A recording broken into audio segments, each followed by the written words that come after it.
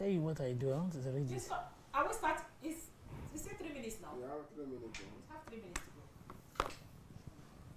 To see Expo. Okay, how I started. How did you overcome them? Okay. And how did...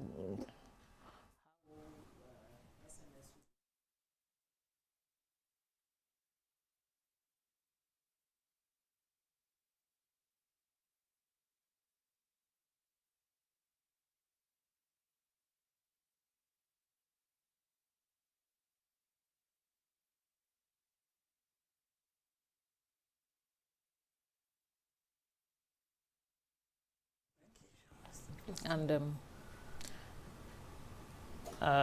how important it is to foster collaboration and networking among SMEs, you know, to help them adapt to economic changes. Okay. And if the other guest does not come, you also give us some innovative approaches that probably you have leveraged that other SMEs can leverage, you know, to increase their resilience in volatile economic environment. It's going to come. Maybe that's basic comfort going to carry. Yeah. I hope it comes.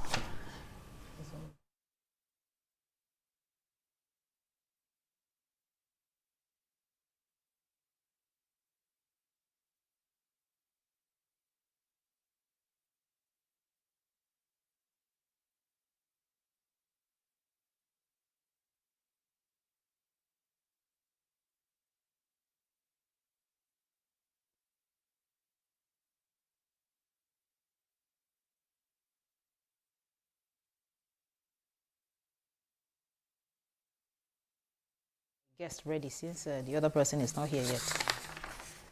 Yes, I can. I can hear you too. Okay, let's discuss a little bit on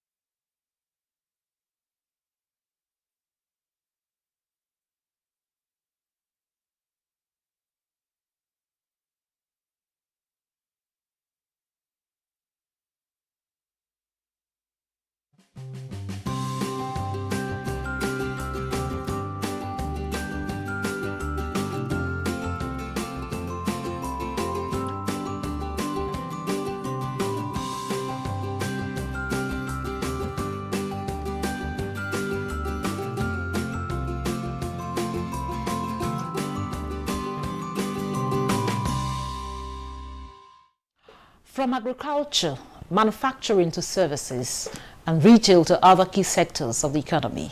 Small and medium enterprises, SMEs, contribute significantly to Nigeria's gross domestic product, GDP. Small businesses is said to have contributed about 48% of Nigeria's GDP, making them a critical driver of economic growth and development. That's according to the National Bureau of Statistics. Recognizing the critical role in Nigeria's economic development, the government is constantly developing and implementing policies to support the growth of SMEs, particularly with the current economic realities stemming from the removal of fuel subsidy and inflationary pressure.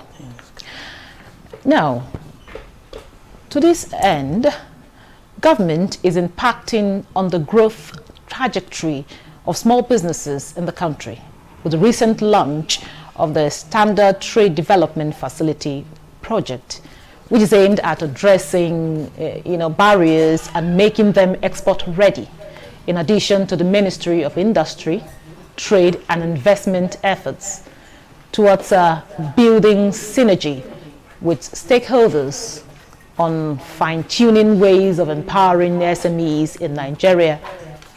Now, how would relevant stakeholders collaborate with government to ensure small businesses thrive? Thanks for joining us. I am Eucharia Clinton, and this is Nigeria Today.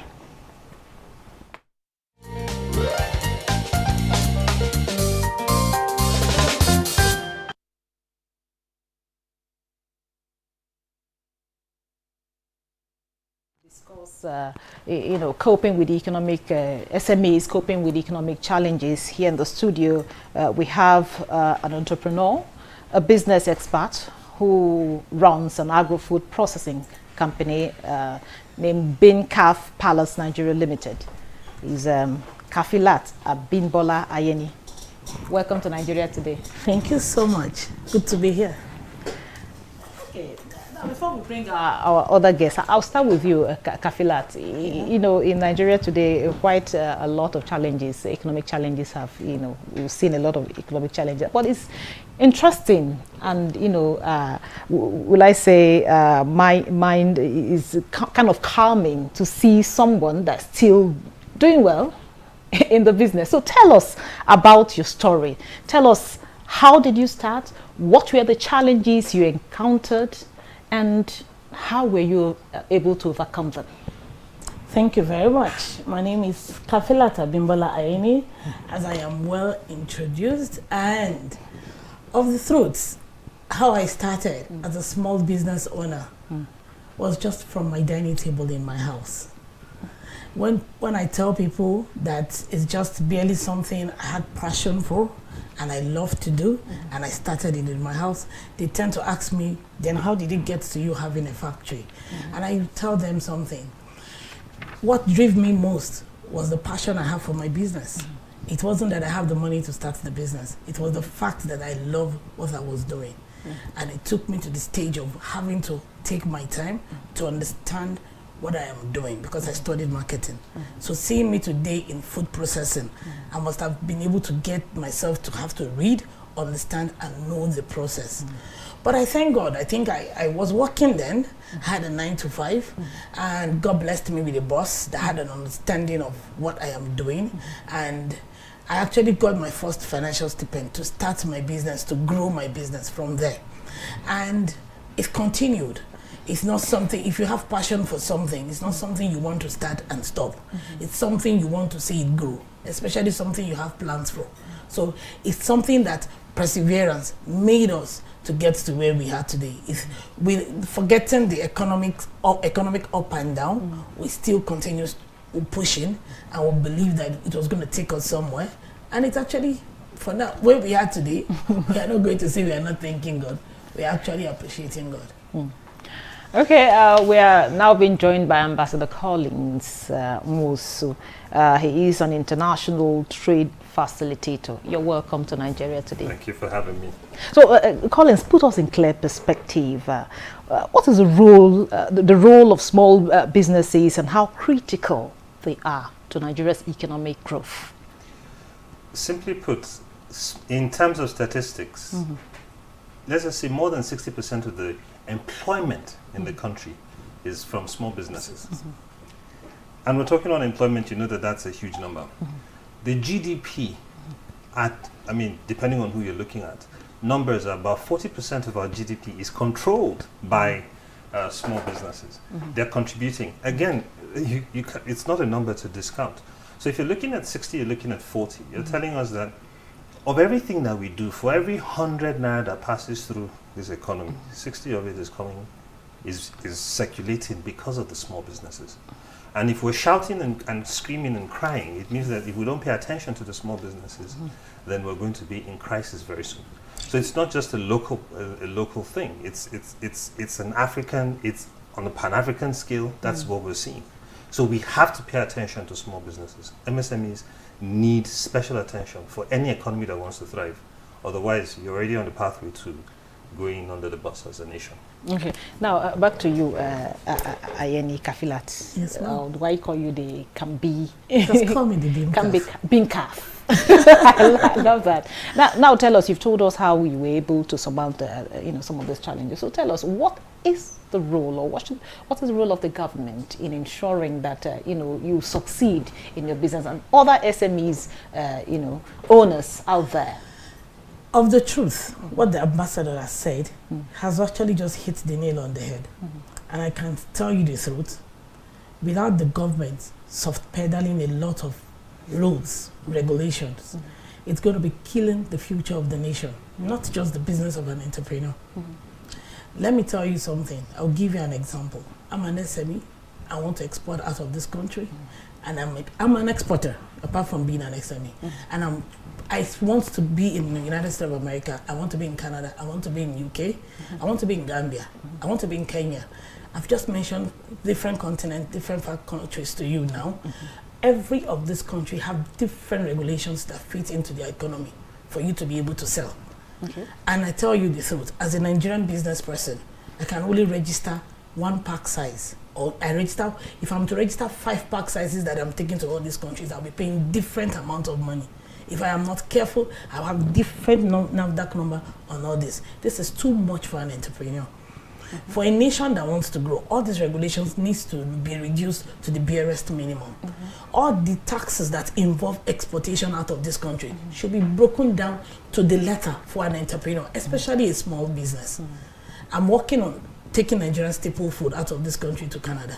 And as I speak to you, I was speaking to a client today, and every pack size I was preparing to Canada today is not the same thing is required for me to bring to the United States of America. What is it telling me? It's telling me I have to get another NAFDAC number for that pack size. It's already telling me I have to get another packaging materials for that pack size. So if the government is going to, if I am willing to do the pack sizes, the government should come in the way of reducing the regulations that is holding the hands of entrepreneurs from exploring, from progressing. Because the truth about it is that they can only work hand in hand with us. What it takes for us to say we want to go global. Everything we've been talking about is how to make the SMEs go global, is how to grow the economy. And the best way we can do this is for them to bring down all these policies to the barest minimum, so we could actually work hand in hand and also grow the economy together. Like you said, for somebody that brings in 60% of what the nation earn in a day, it's enough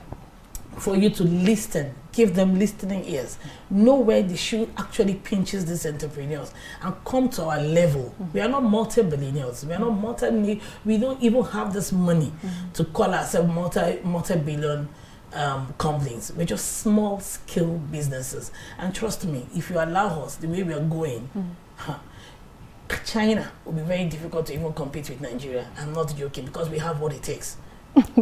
That's good. That's consoling, actually. Now, Collins, you know, there's this adage in my place that says, it said, emergency challenges a warrior, but it's during emergency that you know who is a warrior. Now, you know, with that, now, what are some of the innovative approaches, you know, or technology that SMEs can leverage, you know, to increase their resilience in a volatile, you know, economic environment?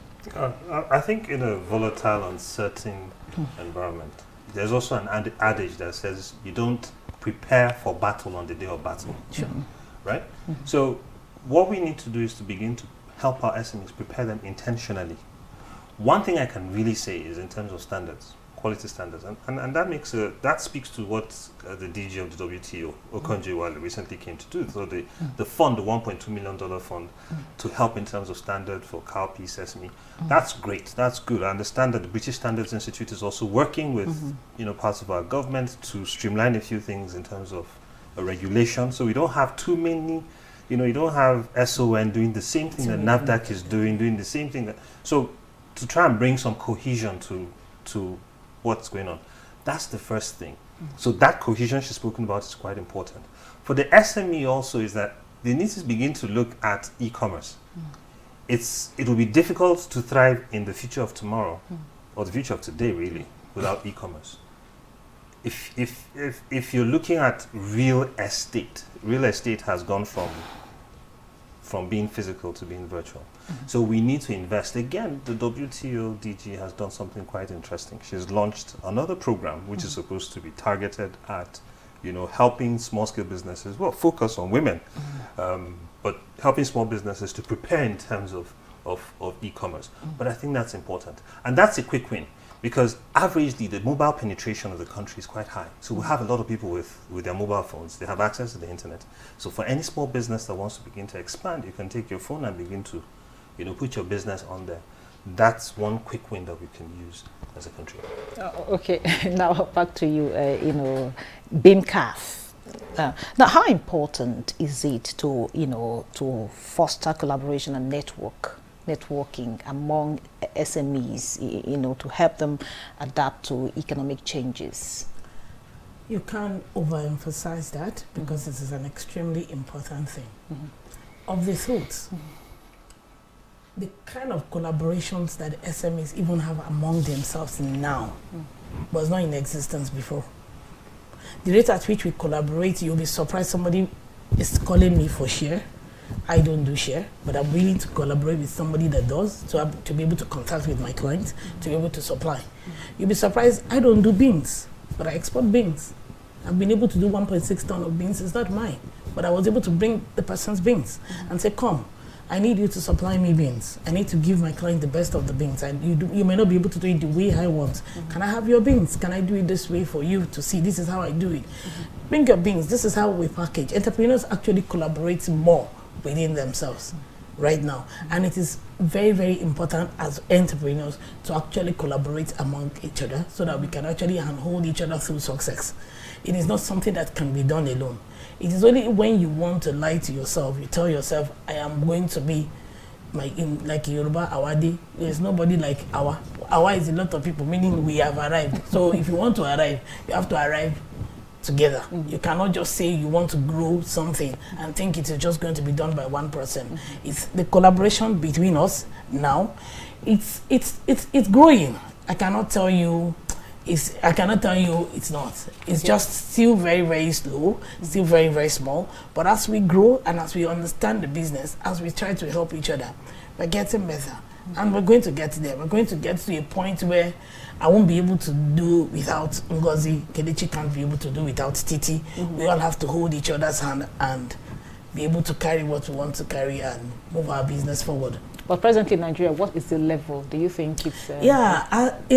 need more? Yes, we do. Okay. In Nigeria, as within Nigeria, and the Nigeria itself and the SME, definitely we actually need genuine collaborations with the government, because at the point at which we are now as business, we need extreme collaborations with business, with government.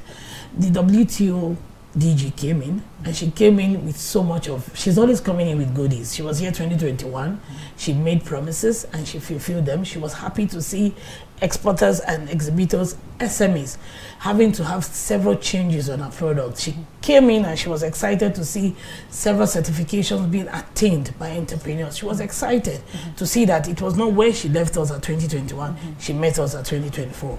She saw that there was progress. And the best way for government to do now is to leverage on this opportunity. That the only problem, Nigerians don't only have cowpeas problem. We don't only have sesame seed. I am not a commodity exporter. So we don't only have commodity export problem. We have even problems of genuine certifications for processed food. When I mean processed food, it's not if you want to leave the shores of Nigeria to say you want to export to Canada now, to say you want to export to any other country. There are certain certifications that you can't afford. But with the collaboration of the Nigerian government through the Nigerian Export Promotion Council, they've done it before. They still gave us some certification, but we don't want them to stop. We still want them to keep supporting us with everything necessary to handhold us through success. So collaborating with Nigeria is actually what will actually ease the problem majority of our SMEs are going through. Thank you very much. This is Still Nigeria Today. I will take a short break now and listen to the views of Nigerians on the street as put together by Comfort Amodu. Don't go.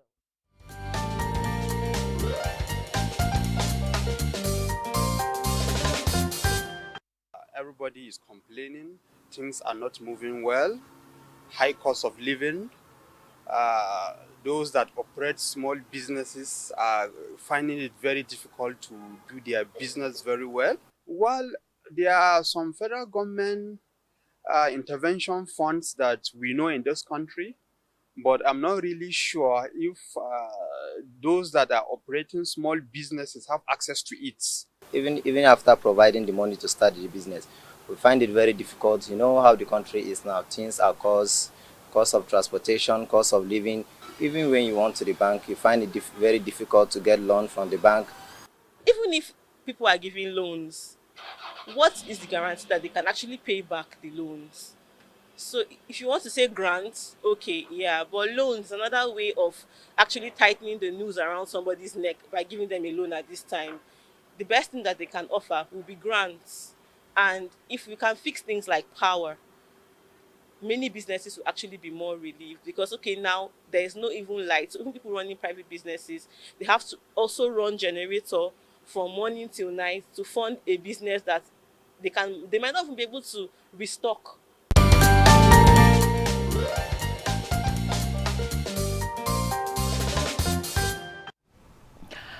Welcome back. This is still Nigeria Today, and we're looking at SMEs and coping with the economic challenges. Now, I have here with me a gentleman and a lady. Now, after we just listened to the people there, and some really reeled out the challenges they have in growing their business. Now, but then before we talk about that, what areas are SMEs making impact, and what areas should they do more? I'll say SMEs have proven to us that resilience does exist, right? I mean, at the interactive forum with the DG of the WTO, we saw an SME, PRI Global, that has obtained organic certification, Nigeria's first organic certification for shea, meaning that they can export to the EU and the US without fear of rejection of their shea product. They've done that. So, and I mean, you can hear from BIMCAF, she's moved from her dining table to a proper factory. SMEs are moving the boundary. It's not for them to continue to move the boundary. They are willing to do so. What they need now is that kind of collaborative support that we're talking about. So you're looking at clusters. You're saying, can we now begin to have clusters, industrial clusters? Can we have a place where we say we're going to support them with the energy, we're going to support them with training, we're going to support them with the certifications that they require, so that from these places, we're able to bunch up what they do and send it out. There's no need changing what has always worked. I mean, right from time we've had small markets. So when you go to the small markets, collators, who we now call middlemen, collate from the different markets. Either they collate from the Kano market, they collate from, and then they bring things together and then they sell bulk. The same thing can happen here. We can collate our small businesses in the clusters that they already are and support them in that manner. So we're now able to provide them with real, let's say, resource. I'll just leave it at resource that is required. And resource comes in various forms. That's what's needed at this point. If we don't do that, then we're going to have, we're going to leave them to keep struggling. We're going to put ourselves back a few more years. So what could have been done in 12 months will now end up being done in 5 years, because we're not giving them the push. But if you're saying, what have SMEs done? SMEs have been resilient. SMEs have on their own gotten certifications. SMEs are on their own getting themselves trained. SMEs are on their own providing the water, the security, the equipment, the power that they require. So to ask them to what more can they bring it's not a question we should be asking on this point. Okay, you've been in this business, BIMCAF. You've been in this business for quite a while, and you told us some of the challenges you face and all of that. Now, for those SMEs that are yet to start exporting, like you've started doing, how can they be export ready? What can they do to be export ready? I want to pick up from where he even first started from. When he said PR has gotten a certificate for Nigeria. No, she's the first in Africa to actually get to have gotten a certain particular certificate. And I, for one, as BIMCAF, I'm also a common facility center. That is where other SMEs come to produce their product for export. And sincerely, if you ask me a question, how can an entrepreneur get export ready now? We need extreme government support for us to even be export ready. And I will tell you how. A facility that is being run by diesel, that is being run by expensive electricity, that is being run by raw material every day skyrocketing, may not be able to live beyond the end of April. And I will tell you why. We want the government to create a mentioned cluster. We want the government to extend what is existing in Lagos that is called incubation center. We want government not to make it one per state. make it available almost everywhere where people can go in. It's in Kano, it's in Lagos. I don't even know where it is. I think it's in Kaduna, also, or Mina. I think it's in Mina. But I'm not seeing it in Abuja.